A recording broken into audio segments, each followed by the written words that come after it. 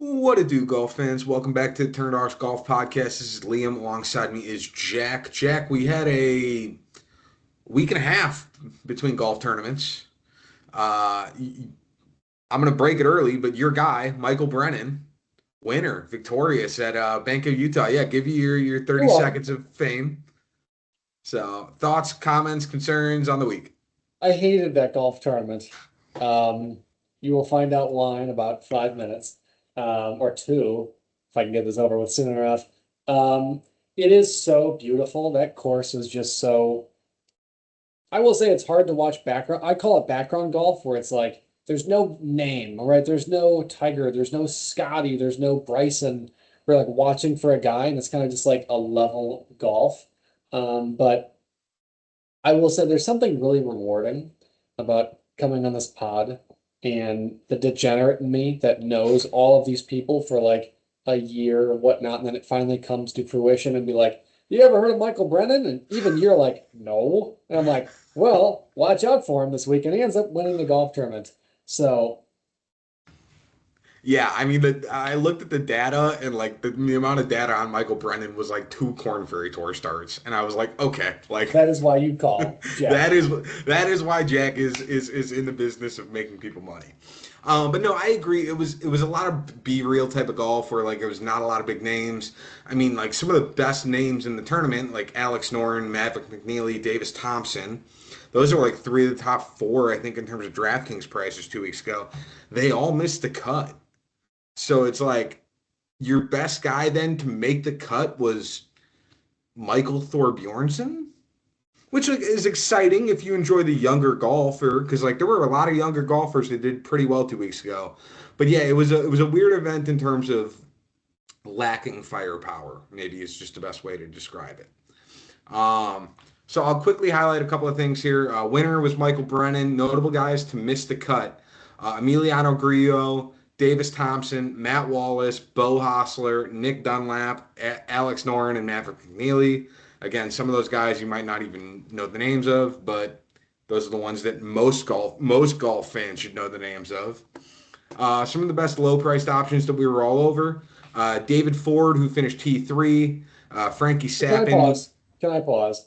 yeah. Because we were not all over David Ford. I will issue a public apology to David Ford in the golf world and Liam as well, because I want to point this out, in his professional career, David Ford had not gained strokes in a tournament to date, and all of a sudden he goes out and does 2.2 around. So I don't know where that came from. It's his second ever start where he's gained with the putter, his second ever professional start where he's gained on approach, and he decided to do it at a random tournament. I cost Liam some money, and I'm sure I cost all of you. Well, I know I cost you guys money this week. So, um, public apology number one. Hand up. I am happy to own my errors, but Liam cannot, in just information, say that we were high on David Ford. When I That's believe fair. the air quote was, "You'd be an idiot to play David." Yep. So I I uh, love I the did sport. I did swap from David Ford, who finished T3rd, to Frankie Sappin, who also made the cut, but he finished 65th. So in reality, either was a viable option. Of course, David Ford would have been preferred. I also say that we were all over Michael Brennan, but in reality, Jack was over Michael Brennan. So I guess it's a group think tank. So I was over David Ford, he was over Michael Brennan. Um, Also, Takumi Kanaya was T33, Sahith Thagala was T27, and he wasn't necessarily low priced, but we were both really high on Rico Hoey, who finished second. More so middle of the road than anything else. And notable misses, I mean, Alex Noren and Davis Thompson, who missed the cut, but otherwise, most of our misses were like Patrick Fishburne, who, we were like, yeah, we don't Speak for hate take. yourself. What? Speak for yourself. I have a lot of No. misses. Well, all right, but I'm talking like massively notable names. Like I know. I'm just giving you crap. yeah, yeah, yeah, yeah. All right, on to DraftKings. Do you have it up right now? Do you know how your lineup did? I lost every penny I ever put in DraftKings on that lineup. Don't even bother. I'm moving on with life. Got it. Mine wasn't very pretty either. I had Norin, Mark Hubbard, and Taylor Montgomery, who all missed the cut. I had Rico Hoey finish second. Christian Bezuidenhout finished T42, and then Frankie Sappin, who finished 65th. So not pretty. Again, there was no FanDuel lineups listed at the time, so that will skip over. Jack, do you want to talk about bets or do you just want me to go? My heart hurts because I pride myself. I truly, this is so like egotistical, and I know it is. I pride myself on being one of the best golf bettors on earth. And in a sense, it's like I play so safe. And if you, for anybody that is new here and is like, let me give these guys another try, what you're about to hear is so out of the norm. I lost 7 units last week. That is the first time I have ever not won a bet in the 3 years we've done this. I think it's the And first I, time I, I nine. have to preface this for my own ego. I know nobody cares, but for my own ego, I care. I am still up 175 units over the last 3 years with losing 7 units. So it is disgusting. I hate myself. I want 0, 7, and 2 washes. I couldn't even get away. I got washes. Like I don't like I got a minus 200 was a wash. I sat there, I was so pissed. 4 of them lost by 2 placement spots. It's like you gotta be kidding me. Now, granted, am I expecting to lose a couple units here and there in a week? Of course. I cannot sit here and say that I was. But 7 units, that hurt. So we are officially on the verge of throwing up and saying we are down 8.6 units on golf betting. We haven't even started the real year yet. By the way, I did look through all of our old data because I do actually have it all. That is the first time in our 3 years of golf betting that we went that one of us went through and didn't win a bet on a week. Thank you. Usually we win one, but I Jack, want, we are also in the sense, this is the first time in the entire history of this show where I have been under a unit loss. yeah, yeah. That hurts. I'm No, that's offended. true. I didn't think about this. That's right. How do I segue it? I mean, on a positive note, I had a great week betting. So one of us did. I had 5 bets. I went 4-1. My only loss was Christian Bezuidenhout to finish top 30. I think he finished T42. Yeah, there you go. Because Jack had him Shocker. T40, and Fantastic. also lost that one. My 4 wins, though, were Christian Bezuidenhout over Aldrich Potgieter at minus 160. Alex Noren, top 20 in round one at plus 170. Max Homa, top 30 at plus 100. And Rico Hoey over Kevin Yu, which Kevin Yu, I think, finished like T13. But Rico Hoey finished second. So still won there at minus 110. I went up 3.23 units on the week. I'm now up 12.12 units on the year. So this is probably my best start in 3 years. Yeah, Uh, we literally flip-flopped last year. For the record, I want to point this out in case you're new. Liam going into the Sony was like 15 units down and finished the year at like 30 up. So like, yep. wait till real golf starts, please. Please just hang around for dear life. Yeah, once the Sony and the Farmers and everybody else starts kind of like coming back into play, Jack will be up plenty of units, I'm sure. As far as wildcards, Jack, how'd your wildcards do? Thank you for at least segueing it to something I did right. Michael Brennan, top 20 plus 400 was a winner. Nice. I told you, like, do you know what the worst part is? Like, I listened to it back to make sure I didn't say this. And of course I said it is like, please play this as a bet. If you are comfortable, please place it as a bet. Jack would have only been down 3 units if he was smart and listened to himself because he's an idiot. That was a win. And then I did have Luke Clanton to miss the cut.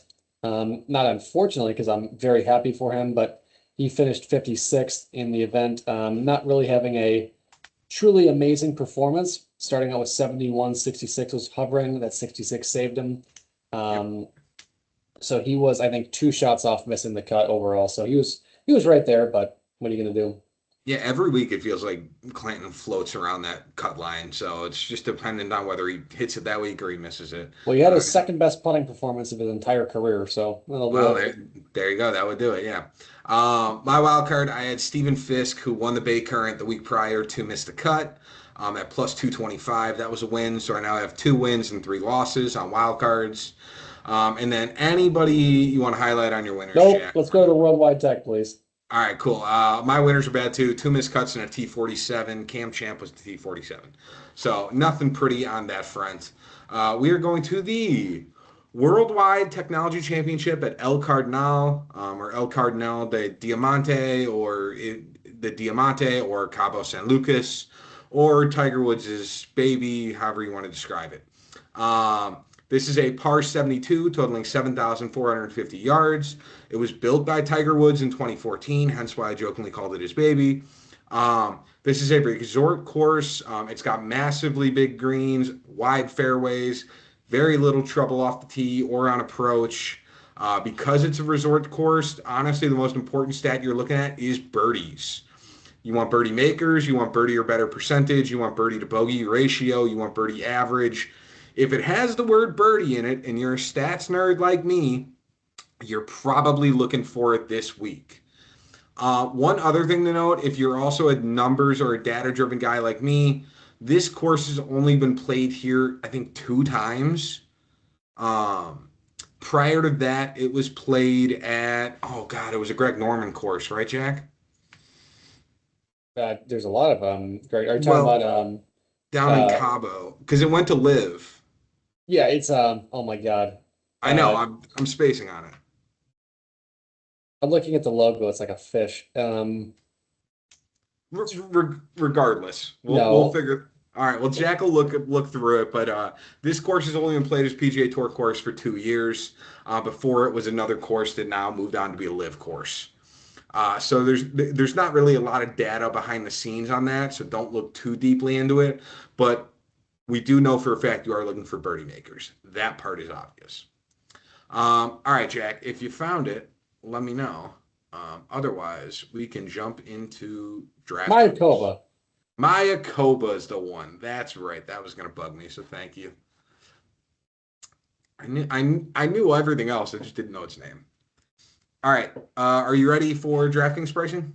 Yes. And All we right. have So three at the top. I'm stealing Liam's line because for some reason Jack is extremely energetic right now. Ben do it. Griffin, 10,500. JJ Spawn, 10,400. And then Rico Hoey at 10,000.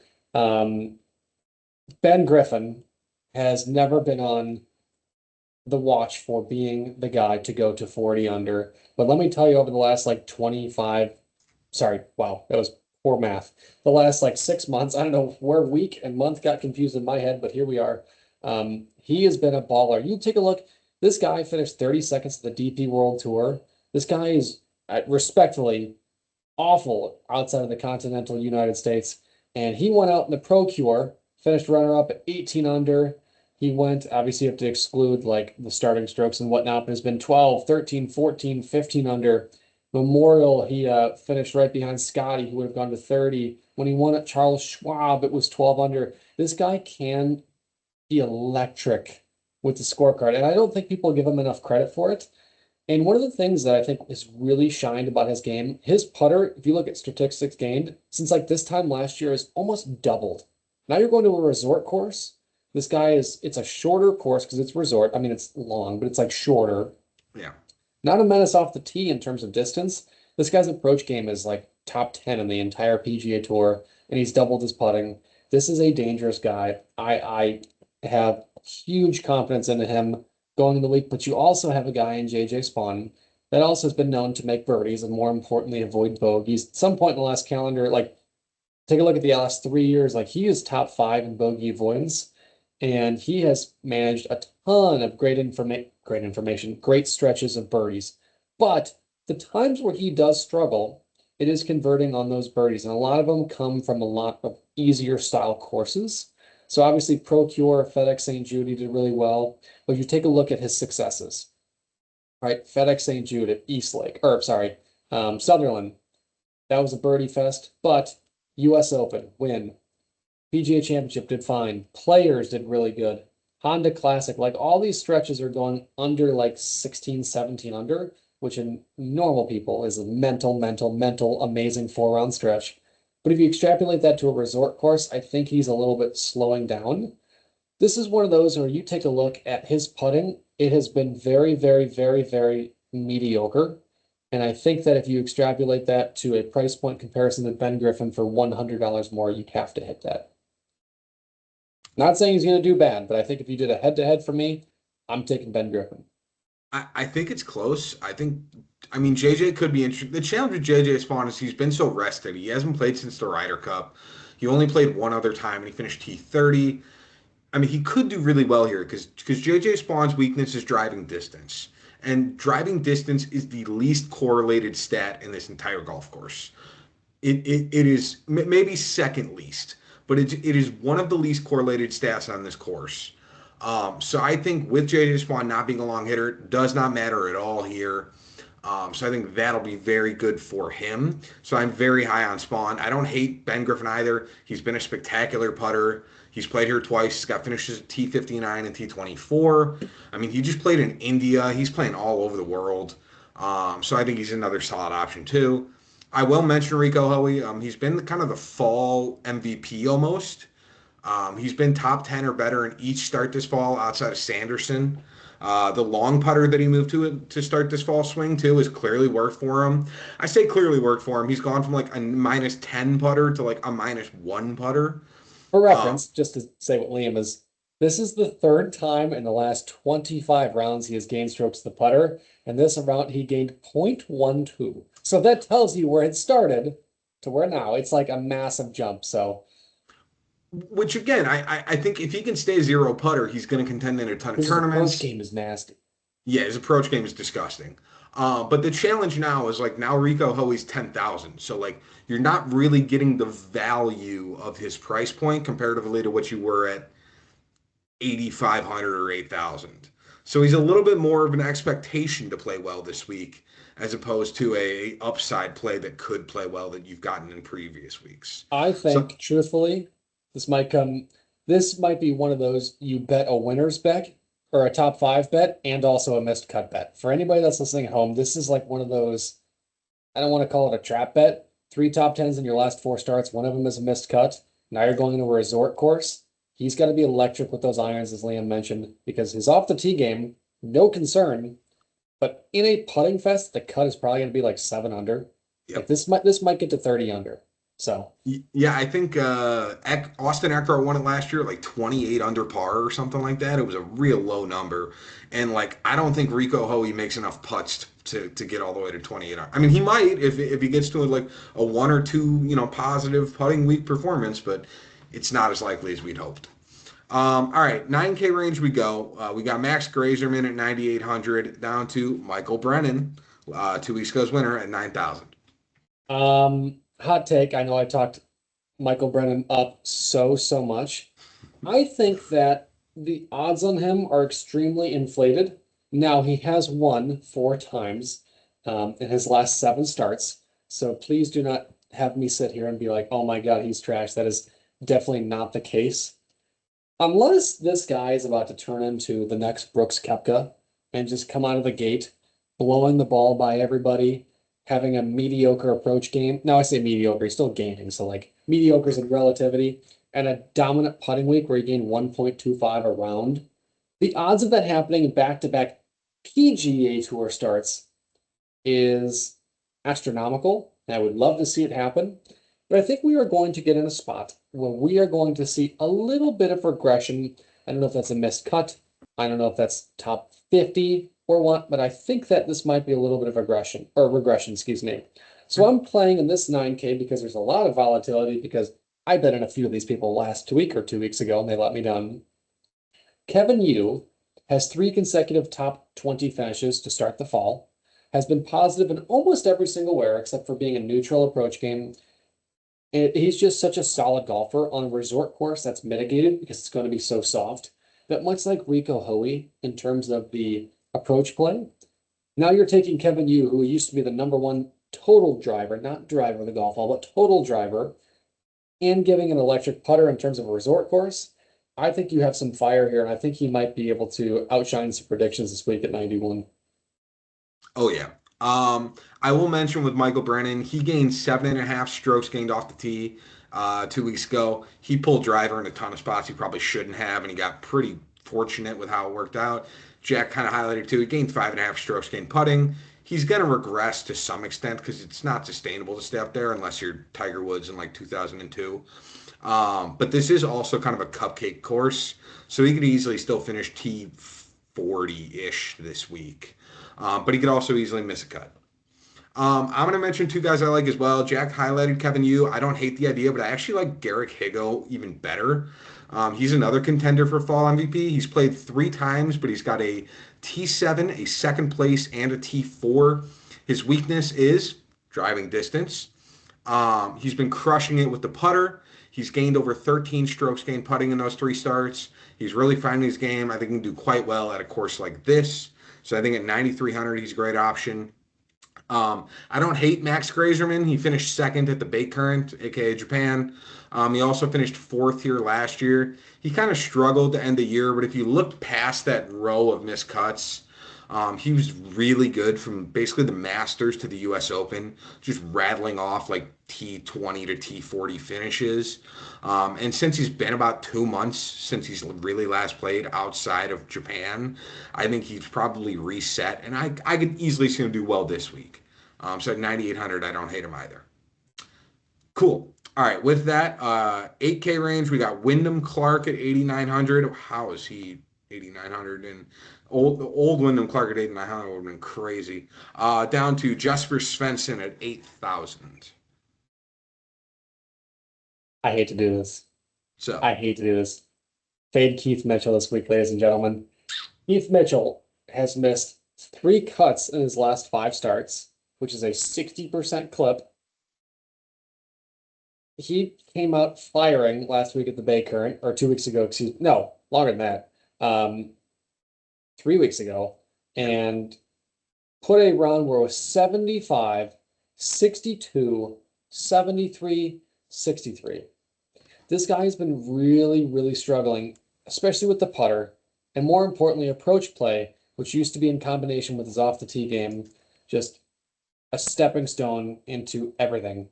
I think we are unfortunately seeing a regression of Keith Mitchell, and I'm very strongly fading him this week, as much as I hate to do it because you know how much I absolutely love the GOAT, Keith Mitchell.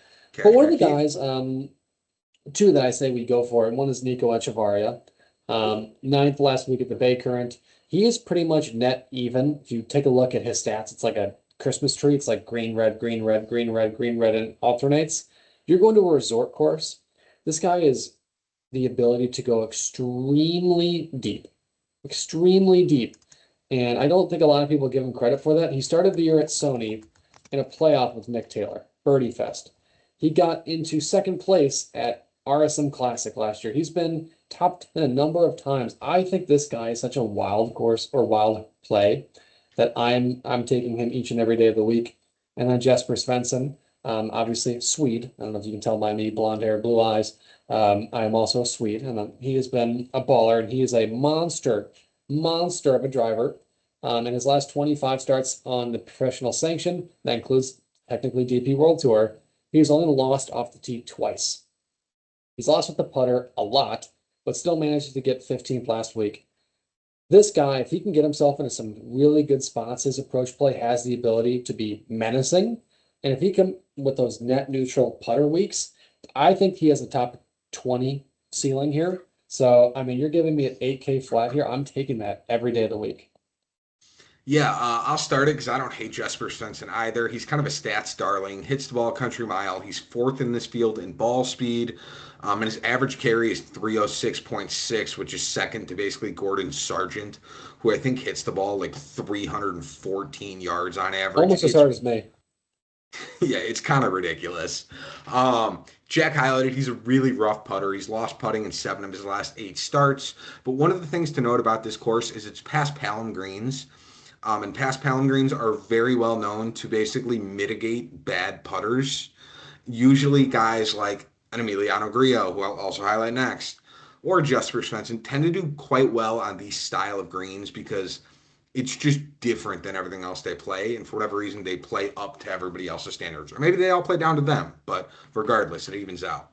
Emiliano Grillo is one of the better putters in this field on past Palom Greens across his last 34 rounds, dating back to basically the beginning of 2023. He gains nearly 2/3 of his stroke per round putting on past Palom, which is great. He's also got pretty spectacular approach play. So Emiliano Grillo is a good option to get to this week if you want to do that. And then if you kind of want the safe option in the AK range, Pearson Cootie's been really solid in his last 5 events. 3 of them have been Corn Ferry.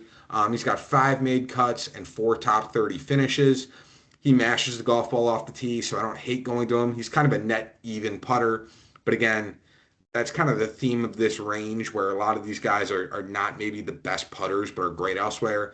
So you just got to pick the one that happens to putt well this week, and he'll be your guy. So, all right, into the 7K range we go. We've got Johnny Kiefer at 7,900 down to, well, all right, Carson Young, 7,000. Well, I have 3 or 4 guys. One is Carson Young. One, you're like, excuse me, that guy's a sweet mustache, for those of you who don't know. He has had a stellar year. He's missed 2 cuts in his last 3 starts. Spectacular start, Jack. But he ranks #1 in putting on this entire course history. Actually, the entire tournament history, if you actually break it down, which he's only played 3 times, so you take it with a grain of salt. But in his last 2 starts, he has gained over 5 shots, basically around on average, or sorry, average of about 3 shots a round, which is incredible. He's finished 9th and 2nd, which is a menace here. This guy also has a really good approach game that has been mitigated by 2 really lackluster performances. One of them was at Utah, which is not a really good start, but usually if you are on somewhat of a trend and then one bad week happens, the following week you really get back into things. Most likely you were trying to fix something or work on something. So Carson Young at the flat fee is really enticing. Grayson Sigg, though, if you guys are longtime viewers, you will know that not only have I shouted out Grayson Sigg as much as Christian Bezuidenhout, Grayson Sigg, Georgia Bulldog, is some guy that I've talked about a number of times and have won you guys so much money because he was on a heater for a long time. He has 3 top 21 performances in a row, getting almost everywhere but the putter. His approach game in his last 2 of his last 3 starts have eclipsed 1.9 shots around. That is a dog, dog in terms of approach play. Now you're getting a resort course where you have the ability to stick and could get to 30 under. This is a guy at 7,200 or 7,100, excuse me, that you cannot sleep on. Also, William Mao, who is a monster of a driver of the golf ball, but missed the cut last week, losing 8.7% of the distance. Really was terrible with the putter. Something was going on with him. I think he was trying to do too much, to be honest, because his last 4 starts otherwise were wins 7, 38, and 18. So I think this is a really good bounce back week for him. He's pretty much net neutral everywhere in terms of the golf ball. I think his accuracy numbers have been trending in the right direction. So I anticipate this week being a really good bounce back for him. So I'm actually excited to take that one to buy low. And then my guy, Johnny Kiefer, 24 years old, Corn Ferry legend, won the NV5, which I know Liam is very familiar with, which is at not our home course, but basically home Corn Ferry course at the Glen Club. It's like 25 minutes away from where we grew up, if that. This guy has 3 top 12 performances in his last 3 or 4 starts in the Corn Ferry and 4 top 15s in his last 5. This guy is a menace. The 1 week he sucked was like his worst performance as a professional in his entire history. Worse than when he finished like 4 shots off making the cut at a major. So like this is uncanny of him. Do I anticipate him going out and winning? No, but I anticipate him making a cut. And my rule is always 7,500 and lower is make a cut. He is 7,900, but I anticipate him being around the 45 range. So I'm taking that every day of the week. Yeah, I'm high on Johnny Kiefer too. He run what Rookie of the Year and Player of the Year on Corn Ferry Tour. Everywhere I look at him, the wording they use to describe him is birdie specialist. So it's the same way that like if you were a basketball fan and you ever heard of like Tony Allen down in Memphis, he was a defensive specialist. Johnny Kiefer is known as a birdie specialist. It's like Davis Riley 2 years ago. Yeah, so like if that is what I'm hearing, and this course is going to get to 28 or 29 under par, he's not a bad option to go to at 7,900. I don't hate going there. Takumi Kanaya right next to him is another good choice. He's playing great golf. He's got the experience for that to continue. He's got 3 straight top 33 finishes. He's also gained with the putter and on approach on each of those 3. He's going to be a solid option. He doesn't have a ton of distance. Don't really need it here. You do have Taylor Montgomery, who's one of the better putters on tour. His biggest issue is accuracy off the tee, which won't really matter much here. He's got a good chance to do well. Again, if his putter does well, he was pretty inconsistent last week. But this last year at this course, he went out on Thursday and shot a 66. So like he can play well on this course. He's done it before. Now don't look at his Saturday and Sunday because I think after he made the cut, he shot 74, 74. I want to talk But about. but he's also under 7,500, and so all you need him to do is make the cut. The other guy I'll mention is Luke Clanton. I'm less thrilled on him, but he's $7,400. Jack highlighted earlier, he's coming off his one of his best putting performances of his career. And he does good on these courses where he can kind of spray it a little bit. So Luke Clanton could, similarly to Taylor Montgomery, be a viable option if he's got a good putter this week. So, all right, into the 6K range we go. We're going to start off with Ben Coles down to, oh boy, I didn't look at the 6K guys yet. Ryan Palmer's down here. Perfect. I got two guys. There's a couple other guys that you can sprinkle, but two of them that three of them that are okay. One is obviously Ryo Hisasune. I've talked about him. He is a Japanese phenom. He has had a little bit of a struggle out of the gate here, missing the cut last week, and has had some really big troubles. He fired a 78 2 tournaments ago in terms of the birdie, but this being a more resort style course, more closely similar to what the conditions he's really had success on, could be a shot in the dark for a guy that is top 100 in the world, especially being as high as he was in the rookie ranking. So he's that. I will try to, and I will say there is some hesitancy behind this. I will try to follow along on David Ford on this event. I do want to say that on extremely easier courses relatively to the PGA Tour, like John Deere Classic, he wildly missed the cut. RBC Canadian Open, he wildly missed the cut as well. Not wildly, but you know what I'm trying to say. I'm trying to make a point here. But coming off last week, where it was the second time in his professional career, he's had success with the putter, genuinely had okay approach, and off the tee was really good. I think this being a more slow style course could be really, really good or really bad for him. But seeing him in the 6K range after firing a 44 and then a third place finish, if he can make a made cut, which he's done in 3 of his last 5, it's a buy low spot. I do stress there is some angst behind this pick, but he is not the worst guy in the world. And if you want Jax, who the heck is this pick of the week? Emilio Gonzalez from Mexico. He is also a Corn Ferry dog, much like John Kiefer. He is one of those guys that consistently can get to 20 under. He can also shoot 78, but he can consistently get to 20 under and has done so a number of times, including a win back in August.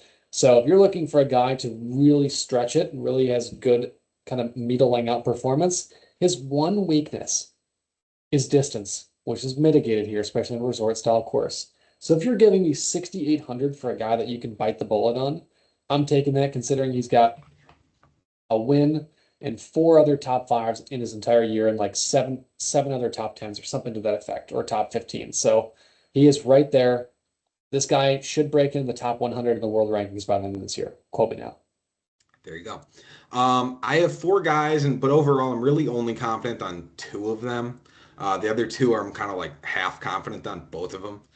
I am confident on David Ford. I kind of called it 2 weeks ago. I have no problems going back to the well. The thing I noted since last year, he has gained his PGA Tour card through PGA Tour U. So he's got nothing to really like lose right now. He's kind of playing with house money. And I think that's part of the reason he's almost getting freed up. He's been great with the driver every week. And 2 weeks ago, he did figure out the putter. He gained 4 strokes gained putting, which is great. He needs to continue to figure out the putter and make it work. But he's also just the combination of good and young in a course that's designed that's just you got to make a ton of birdies on. This is a pretty good setup for him as far as courses go. You know, he's not going to play Augusta. He's not going to play, the Memorial or one of those tougher tracks. Like he's going. I almost just said Mayakoba because I wasn't paying attention, but he's going to the Cardinal. Like this is a kind of a design that could really work for David Ford. So I'd go back to him this week. There's also Ben Coles, who's been pretty brutal with the putter, but he did manage to be a 0 putter at the Black Desert Classic. The rest of his game has been pretty great, all things considered, similarly to like an Emiliano Grillo, just cheaper. So if his putting can stay 0 or about average, I think he's a great option at 6,900. And then if you want 2 kind of like flyer choices, Joel Damon is one of the better putters in this field on past Palom greens. Admittedly, don't look at his finishes. It's not real pretty. But he gains 1.16 strokes gained putting per round on past Palom across 33 starts since the start of 2023. So he's one of the best putters on here. The other guy is Davis Riley, who also has been middling at best, but he is the best putter on past Palom greens. When you look at everybody with 16 starts or more, he's gained 1.53 strokes gained putting per round. So if this really turns into a birdie fest on past Palom greens, and Davis Riley doesn't more or less shoot himself in the foot with the rest of his golf game, he could do solid this week in a not that strong a field. So I think he's 66 and 6,700 between the two of them, or maybe 65 and 66. So if you're getting really risky and you don't want to do David Ford, those are two guys I would go to. Sweet. All right. With that, Jack, what do you got for your DraftKings lineup? I have two powerhouses right away of Ben Griffin and JJ Spawn. I have Takumi Kanaya, who I forgot to mention because I'm an idiot, at 7,900. In his last 5 starts, he's got a win, another top 5, and his worst finish is 33rd. Coming off probably the worst stretch of his entire career, missing a ton of cuts in a row. This is a really good buy low spot for him, so I love it. William Mao, 7,400. Grayson Sigg, 7,100. And David Ford, 6,700. There you go. We got a couple of crossovers. I have Ben Griffin, 10,500. JJ Spawn, 10,400. Emiliano Grillo, 8,400. Taylor Montgomery, 7,100. Ben Coles, 6,900. And David Ford, 6,700. FanDuel, what you got? Starting off the same, JJ Spawn and Ben Griffin. Now it's interchanged. Spawn is 1, Ben Griffin's 2. I have Jesper Svensson, 10,000. Takumi Kanaya, 9,400. Grayson Sigg, 8,200. And then Emilio Gonzalez, 8,200. No. I started the same way. JJ Spawn at 12,000. Ben Griffin at 11,900.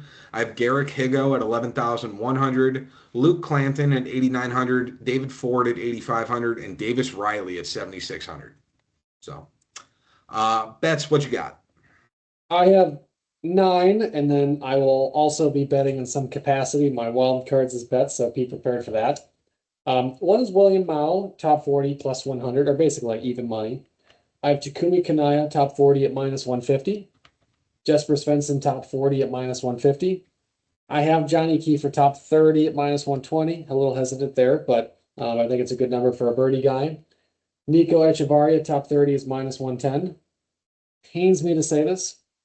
This is a placement bet. So like, are you at Bet 365 has like, you could bet this position or worse. Keith Mitchell, top 30 or worse is minus 120. I unfortunately put a lot of stake in that. Kevin Yu, 22nd or worse, is also minus 120. This one is like, it's not a lack of like, do I think Kevin Yu can get to top 20? Absolutely. He's done it in 3 consecutive events. But this is, I think, the steepest competition he's had coming into his last couple events.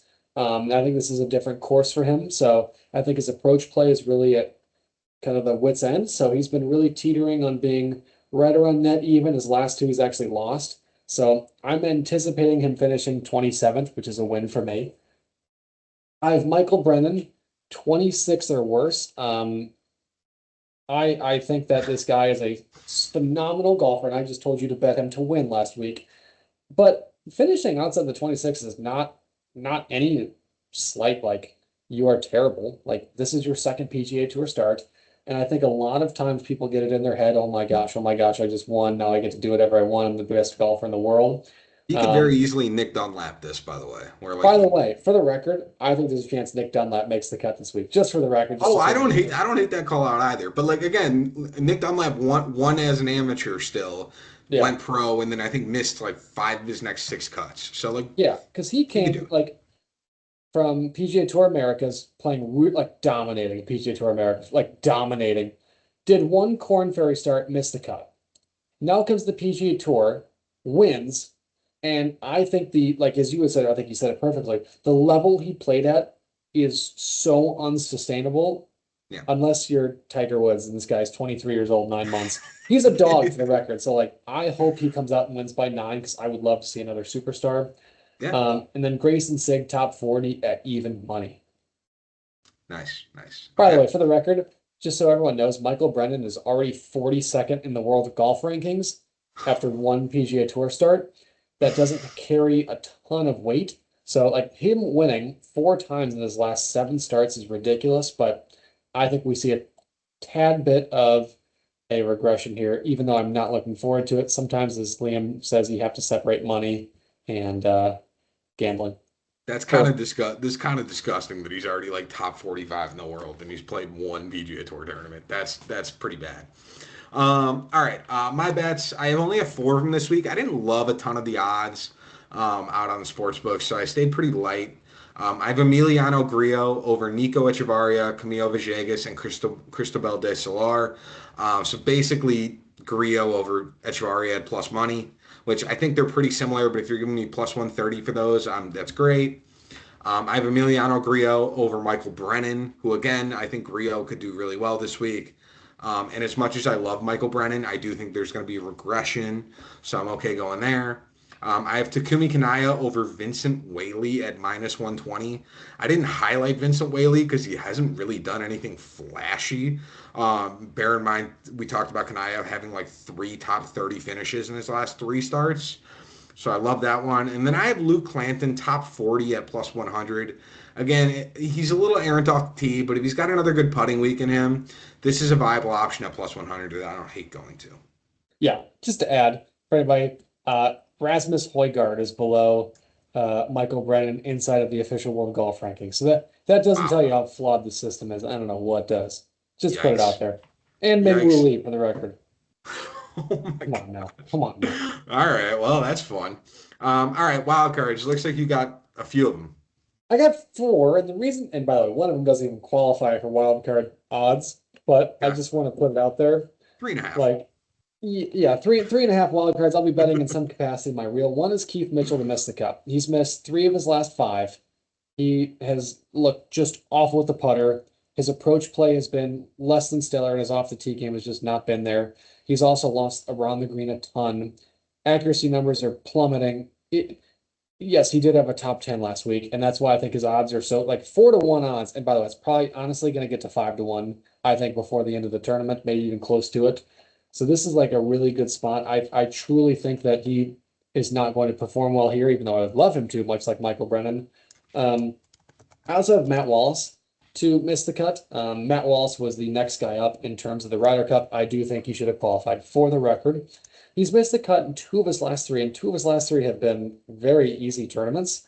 But he's also got a top 10 sandwiched in there. Has sucked with the putter, lost 1.9 in approach, looked terrible around the green. His distance was just awful. I think for a guy that has done predominantly well in European tour, and then comes to these events and has struggled mightily, and he actually lost 1.74 shots around the last time he played at this track. Um, I think there's a good chance he misses. I also have Bo Hostler to miss the cut at plus 225. I think there's a chance that he comes out and also finishes top 15 for the record because this is a very slow course, which really has favored him in the past. But he has missed this cut or this event cut twice, actually losing minus 6.4 shots in a round one time or for a tournament one time on average. That is an average, if that tells you how awful he's played. Missed the cut in 2 of his last 3. His last 2 other starts have been 47 and 36. Lost with the putter everywhere, has not gained with approach. Basically, since August, off the tee has only gained once, which was the Bank of Utah Championship, but he still missed the cut. Accuracy numbers are plummeting. I think he's on a little bit of a slump. So I'm trying to capitalize on some good odds there. And then Jackson Subert to miss the cut as well. Yes, he had a top 15 performance last week. Outside of that, missed 4 consecutive cuts. He had his second best putting performance as a professional last week, which is not sustainable, and lost pretty much everywhere else, whereas net neutral everywhere else. This guy is just not a great approach player, not a great off the tee player. So I envision a little bit of regression there. He's plus 150. So I would bet that how you wish, but I will be betting those in some capacity for the record. That's fair. I just have one. It's another miscut bet, but I think Wyndham Clark could miss the cut. He might also finish top 5, but Wyndham Clark could miss the cut this week. His last 4 starts dating back to just before the Open Championship. Here's his first round on each of those. 76, 67, 75, 73.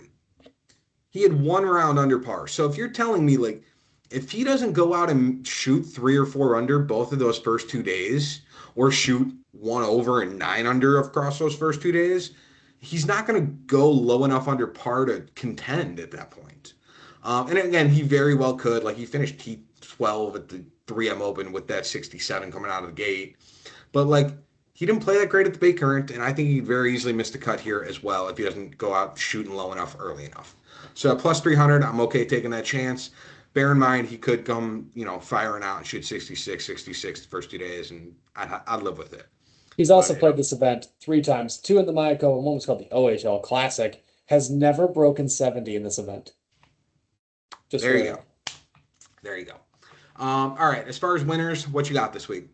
I got 3 as always. I have Ben Griffin 12-1. I think this is a really good spot for him to continue on the path that he's in with being a birdie menace. He's just a strokes game monster.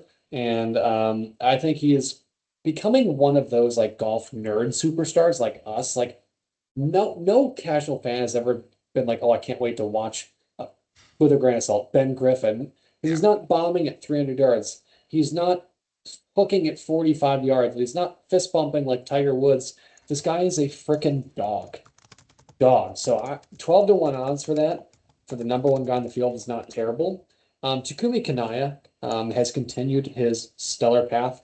He is 55-1, won 5 events ago. Otherwise, his worst finish has been 33rd.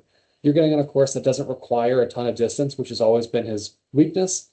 Well, actually, his approach play has really been his weakness, but it's really been net neutral. So I think if you're getting to a spot where he can mitigate that, 55-1 is not the worst place in the world.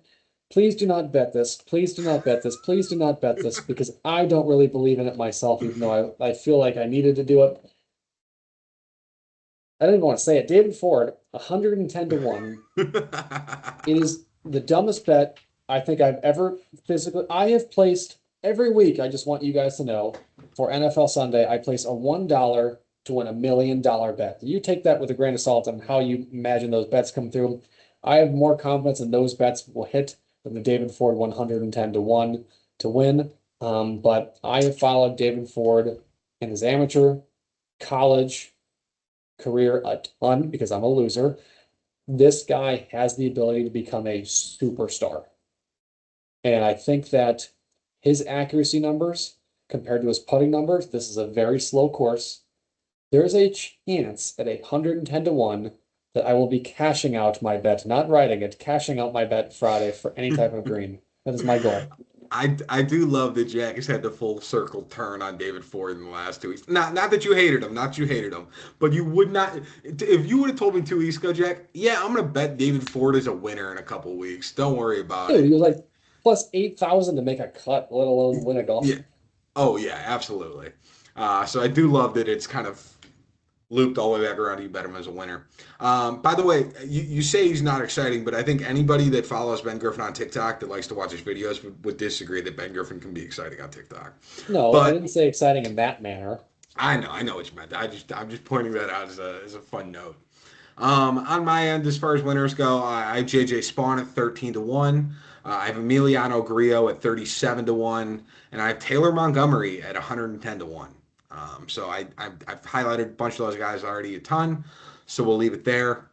But that is it as far as the Worldwide Technology Championships at El Cardinal. With that, we'll leave you to it. We'll see you, I think, next week. We're at Bermuda. We have 2 weeks in a row and then 2 weeks off. Okay. All right. That sounds right. Yeah, that sounds right. Okay. All right. So we'll be back next Monday about this same time for the Butterfield Bermuda Classic. Safe and happy betting, and we'll talk later. Deuces.